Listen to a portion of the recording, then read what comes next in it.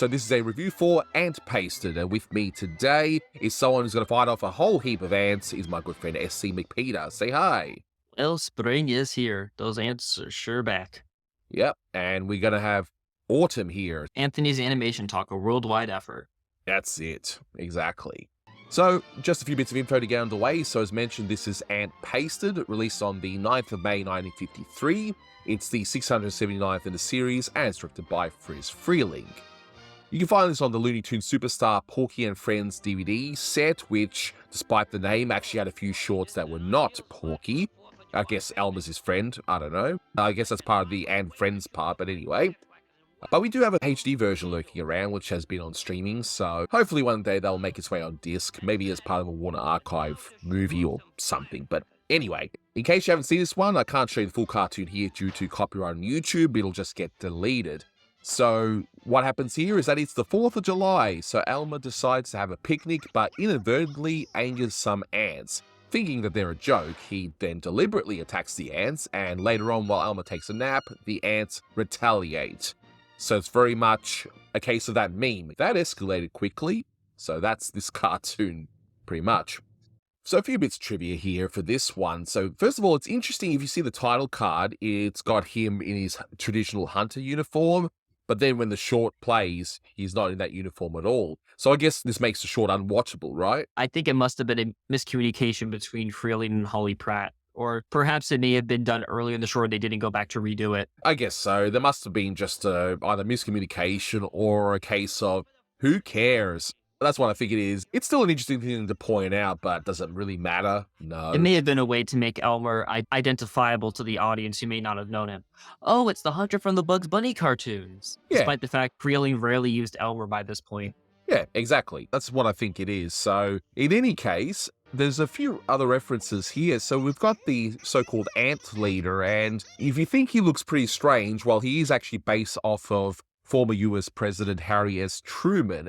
Now, he would have been the US president at the time of the production of this short. So in 1952, I believe that's when this would have started. But by this point, I believe Eisenhower had been sworn in. Yeah, that would have happened, I believe, March. So He would have been out of office for a little bit. But sure, Truman would have been relevant in everyone's minds, and he would have been pretty much everyone's president in their life lineup by then. So it still works in that case. And anyhow, it's still funny, which I mean does bring to the point that is made often that you don't need to get the references in these cartoons to find the gags funny. Exactly, because some people not knowing the reference will just see this as this funny looking ant who looks old. This old man leader ants. Exactly, so it still works anyway, even if you don't know the reference. What's interesting as well is Friz revisiting this idea of ants, just ants, full stop, and bugs perhaps, because in the 40s, Friz actually made 3 shorts involving ants or bugs. So he's got the Fighting 69th and a half, try saying that fast, in 1941,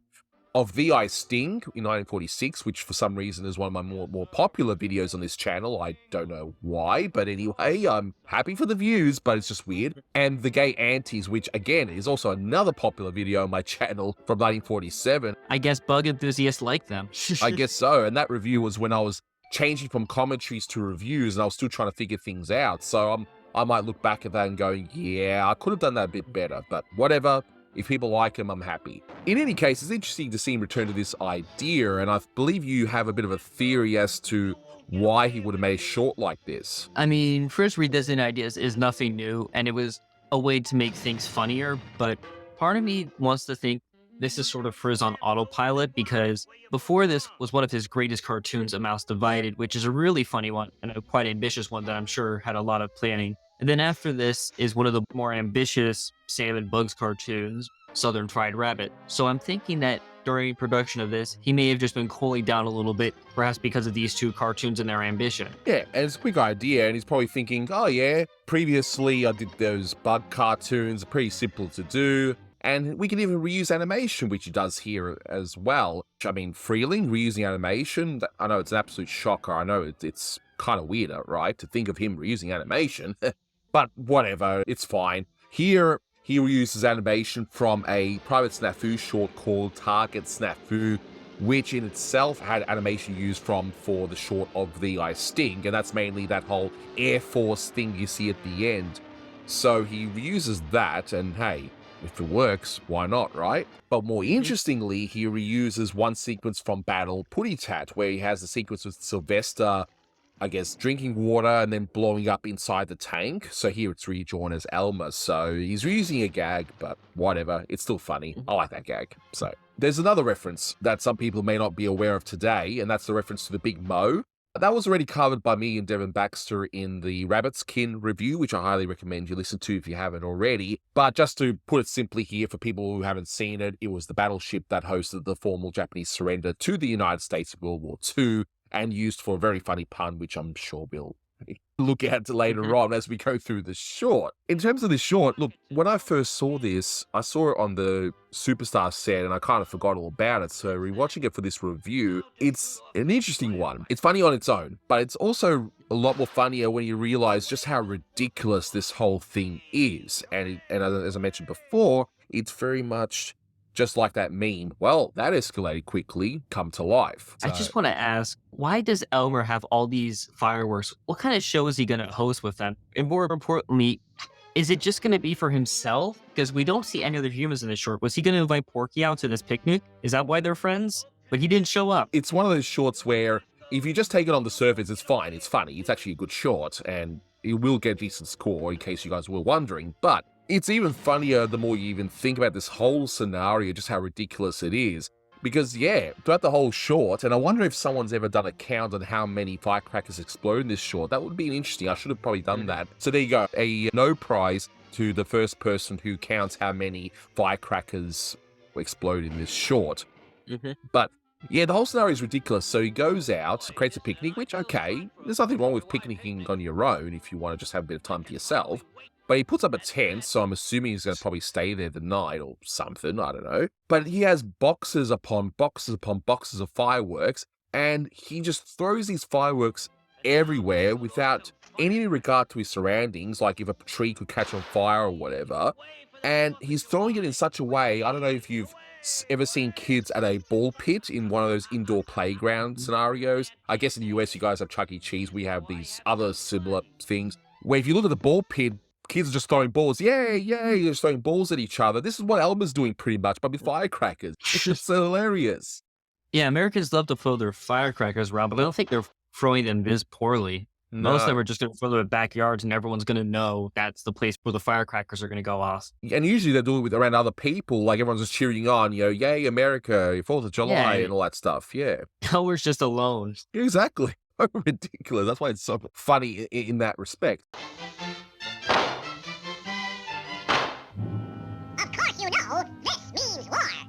But I've got to give Friz credit. He's been doing this for a while, but it's so interesting because I'm revisiting a lot of Friz Freleng's earlier shorts as part of my efforts to redo my earlier commentaries as reviews. And it's such a stark difference where the earlier shorts take forever to get underway with Friz Freleng, where there's only any real action in like the last third. Whereas here, within the first, 30 seconds, we know straight away, bang, Elmer's going on a picnic and bang, pardon the pun, He's celebrating the 4th of July. Bang, we get it all set up. And then we get the quick setup of an ant, for some reason, acting like a dog. I don't know why this ant's acting like a dog, sniffing this firecracker, wondering what it is, and exploding. Then we see that Elmer's quite sadistic against ants. Oh, yeah, these are just ants. I'm just going to blow them up.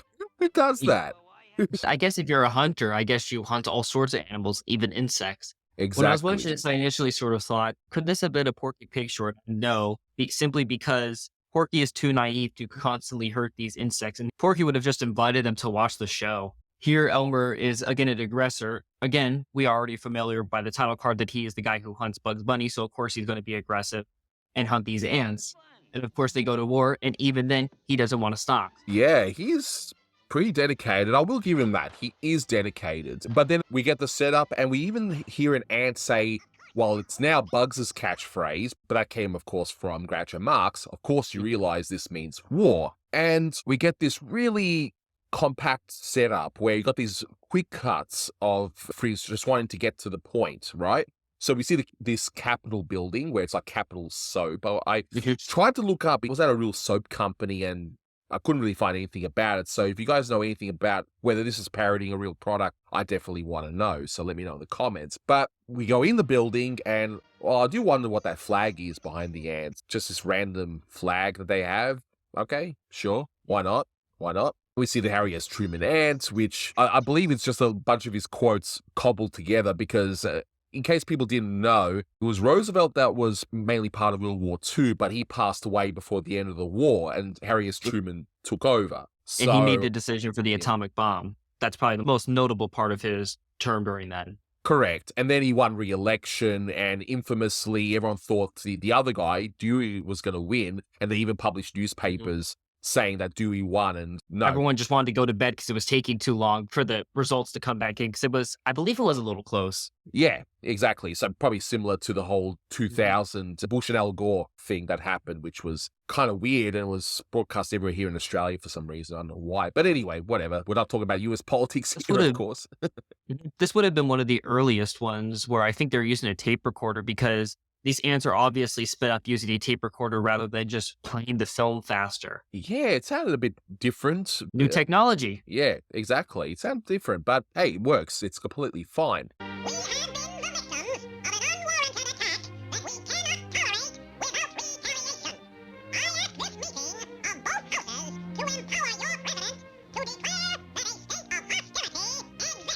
So they effectively create the draft. That's pretty much what that scene is. And just to put into context, because I already mentioned this in the review for Forward March Hare, the draft was abolished at the end of World War II because, hey, the fight's done, right? You don't need the draft. But then the Korean War started a few years later, and the draft came back. The draft stayed and infamously stayed throughout the Vietnam War until it was finally abolished at the end of that. So the gag here, where this ant is fainting over this draft notice, would have been very topical because the draft would have only come back, I think, a year or two when this short was made. So there's that. But I think we all know what my favorite gag is in the short. What's my favorite gag? See, we all know all of my dad jokes. You love the boot camps. Yes, the literal boot camp. Ah, yes. When I saw that, I'm nodding my head in approval going, if it wasn't there, you would have just lost at the Kazooka itself. Well, there's that too. Yes. Yeah. Yes, exactly. And that's probably the reason why I'm going to score this one really high, because it's got a literal boot camp in it.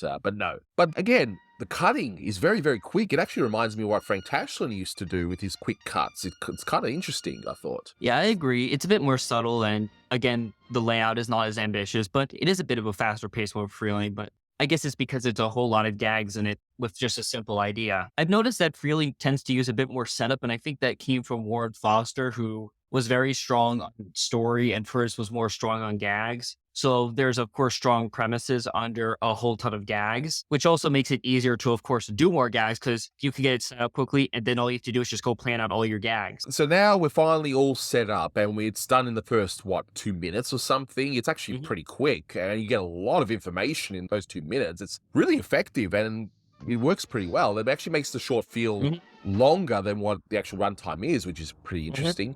It's about a little less than a third of the film that we begin to the gags, but if it was done any quicker, it would have just felt rushed, and if it was done any slower, the film would have become sluggish. It's perfect pacing. Exactly. So the ants set up their little barricade thingy, and they steal, I guess, supplies for their own part of the war, so they steal a lot of the firecrackers, and Elmer gets up, and the ants now start attacking Elmer, and he decides to wear a pot on his head, which, okay, I guess that's a good substitute for an army helmet. I don't know. The ants now start attacking Elmer, and yes, another beautiful dad joke. You got the kazooka, and that's a pun on a kazoo, which, in case you don't know what a kazoo is, it's like a wind-blown instrument thing where you don't even need to play it. You just hum, if you will, the notes that you want, and it sounds like you're playing an instrument. So it's more like a kid's toy, if anything. Yeah.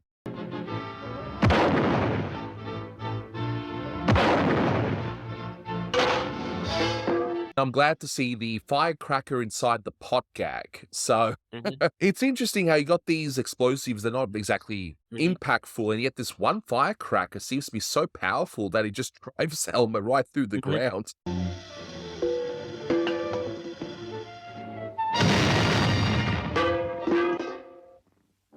That kind of caught me off guard. I thought, wow, that's... I like the fact that for no reason, the firecracker rattles inside him, which doesn't happen. It is funny. Yeah, it's great animation there too. But what's also really good story-wise is I love how this is not one-sided. And Yeah. I find a lot of shorts, like say with Bugs Bunny around this time, whatever, it shows Bugs pretty much winning all the time. But here, you got the ants, they start off and they looks like they're winning, they're getting the best of Elmer. But then the next scene after that pot gag, Elmer goes on the offensive and he gets a small win. And we see that a little bit in this short. The ants usually win because they're more devoted and quicker, but Elmer's size helps him to win a few times as well. Yeah, exactly. So we see a tiny firecracker gag, and boy oh boy, see, Friz Freleng's been notorious for certain controversies regarding his fellow workers over at MGM doing the Tom and Jerry's, because that small firecracker gag, I've seen that in a Tom and Jerry short. Yeah, it was in his better half as well. You gotta look out for the big ones. And then boom, yeah.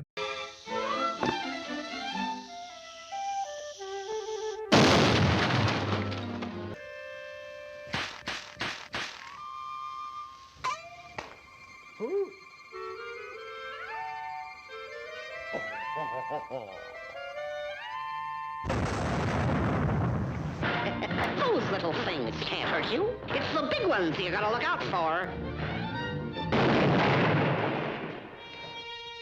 It's a reverse sort of thing of that, where it's so small that you don't have to care. Yeah, exactly. But then you do. So by this point, you're probably wondering, how many firecrackers? Sorry, I know it's already mentioned, but geez. So did he go to like a warehouse and said, I'm going to buy in bulk or something to save money? Oh, I don't know. He's just got so many firecrackers. Never question the FUD. Exactly. And he ends up having another win. So he sees the ants looking through the pipe. He puts the firecracker through. Then the commanding officer looks through stubbornly, I might add, and then he gets blasted and then he kicks his subordinate. Yeah, it's funny. It's pretty good. It's kind of an Avery gag there, I was thinking, because the reaction of him is a bit more Avery-esque, where it's just more to the pace rather than just a very specific thing to happen. The ant lights up a firecracker. He's made to put it out, so Elmer's looking at him sternly. Elmer picks it up, and then a bomb appears, like a round bomb. Like, well, it's like, where the heck did that come from? That's very Texas. Why does Elmer need a bomb? Was it something he was trying to use when hunting bugs? Maybe. Maybe it's like a leftover thing. And how did it fit in that? I don't know. It's just ridiculous. And it's only his watch that's damaged from the impact. That was kind of a weird thing at the end, but whatever. It's still pretty good.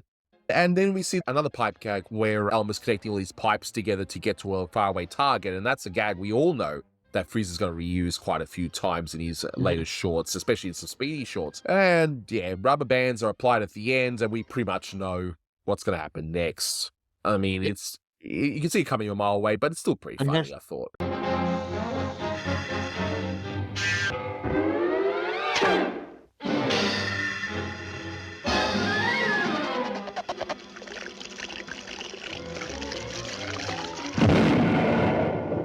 Again, you don't see the explosion, you just see him get in there. It's a good use of station and layout to make a gag funnier. Yeah, that's exactly right.